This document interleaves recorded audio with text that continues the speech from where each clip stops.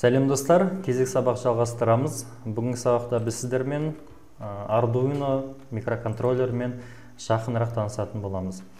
Алдымызда тұрған микроконтроллер кішкентай болғанымен де атқаратын қызметі өте жоғары. Сонымен бірге біз дәл қазір негізгі бөлімдермен қай компонент неге жауап береді жақсылап танысып алайық. Келесі сабақтан бастап толығырақ жұмыс жасайтын боламыз. Бірінші қуат көзімен сөйлесетін болсақ, Arduino 12 вольтқа дейін 6 вольт, 12 вольтқа дейінгі тоқтармен жұмыс жасай алады. USB арқылы біз көп жағдайда 5 вольт береміз. Білеміз, әрқайсымыздың ноутбук немесе компьютеріміздің порттары 5 вольт шығарады, бірақ сол 5 вольттың өзі Arduino'ны оятуға жетеді. Бірақ рекомендуется 6 мен 9 немесе 12 вольтқа дейінгі тоқтармен жұмыс жасауға. Проблема жоқ. Қазір сізде жоқ болса, ол ештеңе қылмайды Arduino. Егер бар болатын болса, USB портпен жұмыс жасай беріңіз. Сол USB порт заодно бізде Arduino'ға кодты жүктеуге мүмкіндік береді. Но USB порты 5 вольтқа дейінгі тоқпен жұмыс жасайды. Одан кейінгі бөлім бізде кроновый батарейканы білетін болсаңыздар, кроновый батарейка бізде 9 вольт, яғни сондай бір батарейкалармен қуаттауға болады. Одан кейінгі бөлім бізде V-in және GND деген бар. Сырттан келетін тоқ 12 вольттың плюсы, 12 вольттың минусы. Сырттан келетін тоқ жайында біз сіздерге мінеке 9 вольтты крона батарейкасы бар. Осы батарейканың біздегі қызылы плюс, қарасы минус. Электроникада бір нәрсені жаттап алыңыздар. Қызыл ол әрқашанда плюсті білдіреді. Қара ол минусты білдіреді. Әзірше көп нәрсеге қатты уайымдамаңыздар. Дәл қазір біз жаңа айтқан болатын, біз USB мен тоқ беруге болады, және де минусқа минусқа, плюске плюсті беру арқылы тоқты беру Arduino'ны оятуға болады. Минусты алып GND-ға жалғаймыз, бұның барлығымен алда уақытта танысамыз. GND деген біліп аласаңыздар, ол минус дегенді білдіреді. Плюсті аламыз да Win-ға береміз. Сонымен бізде Arduino негізінде оянады. Дәл қазір начать моделированиен баспайтын болса, ол оянбайды. Практикалық тұрғыда, егер плюсті плюске, минусты минусқа беретін болсақ, Arduino'мыз оянады. Бұны сіздерге бір рет айтып кетуді жөн санап жатырмыз. Жақсы. Келесі бөлім ол reset батырмасы. Ол кез келген жағдайда reset батырмасын басатын болса, программа қандай жағдайда болса да, ол бір рет өшіп қосады. Және де біліп алыңыздар, перезагрузканы басқаннан кейін ішіндегі программасы өшіп кетпейді. Бар болғаны микроконтроллер бір рет өшіп қосырылады.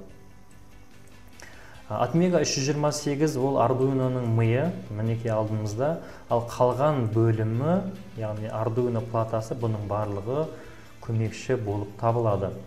Arduino Uno деген ол 1 дегенді білдіреді, тоқ келетін болса 10 дейтін бөлім жанады, L деген 13-ші светодиод жанады, стабилизатор напряжения ол сырттан келетін 12 вольтті 5 вольт қайнандырады, Win-нан берілген плюс-минусты бірінші осыған келіп 5 вольтқа айналып барып Arduino'ға түседі. Негізгі миы осы. Arduino'ны 3 бөлікке бөліп қарауға болады. Бірінші Power, Analog, Digital. Power дейтін питание. 5 вольт деген 5 вольт, яғни плюс, 3-3 вольт деген 3-3 вольт, GND деген минус, GND деген минус, V-in дейтін сырттан кіретін вольт. Вольт input деп аталынады. Аналогтық in, яғни аналог входной, A0-ден A5-ке дейін бұл аналог цифрларды қабылдайды. Мысалыға бөлменің жарықтығы, ол аналогтық мән. Яғни қараңғы болуы мүмкін, ол жарық болуы мүмкін, желдің соғуы деген сияқты мәліметтердің барлығы аналогтық болып табылады. Олар бесеу, яғни 5 датчикпен жұмыс жасай алады. Одан кейінгі үшінші бізде digital және PWM деп аталынады. Цифровой шим порттар деп аталынады. 0-ден 13-ке дейін 14 пин бар порт демесе, A0-ден A5-ке дейін 6 порт бар. Яғни Arduino бір уақытта 20 устройстволармен жұмыс жасай алады. Ол как максимум. Яғни 20 светодиод болуы мүмкін, әрине оларды көбейтуге болады, әңгіме бұл жайында емес. Digital дейтін цифровой. Свет бар, свет жоқ. Свет бар, свет жоқ. PWM дейтін толқын арқылы орындалады. Яғни плавно свет жанады, плавно свет өшеді. Яғни PWM толқындар бізде волнамен көрсетілген. PWM толқындар пиндар болатын, яғни шим порттар 3, 5, 6, 9, 10, 11, 6 шим порт бар. Жалпы диджитал порттар олар 13. Қазірше көп сіздер түсініксіз болуы мүмкін. Осы айтқан сөздерді есте сақтап алыңыздар, алдағы уақытта өте қатты пайдасын беретін болады. Барлық айтылатындар айтылды. Енді мынандай бір сұрақ туындауы мүмкін. 5, 6 мысалға светодиодты жағып көру керек болатын болса, біз оны қалай жағамыз светодиодтарды? Оның барлығымен алдағы уақытта танысамыз. Сонда да айта кетейік, Arduino Uno мен бірге жүретін, ажыраспайтын бір деталь бар. Компонент, ол макетный плата деп аталынады. Макетный плата негізгі қызметі бізге берілген құрылғыларды многоразовый дейді, яғни көп рет қолдануға болады. Егер толығымен 100% істеп тұрғанда көзіңіз жетсе, одан кейін пайт етуге болады.